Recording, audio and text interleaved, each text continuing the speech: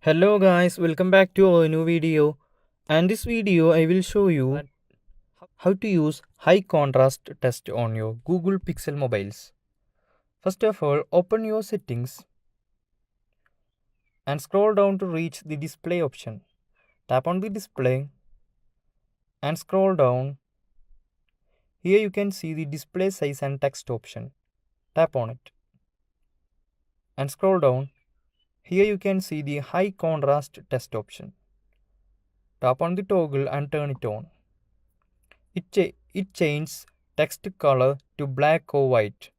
Maximize contrast with the background. Now all the text in your device is set into a high contrast settings. By doing this, you can make the text in your device more visible and more contrast. If you found this video useful, please do like and subscribe. Thanks for watching.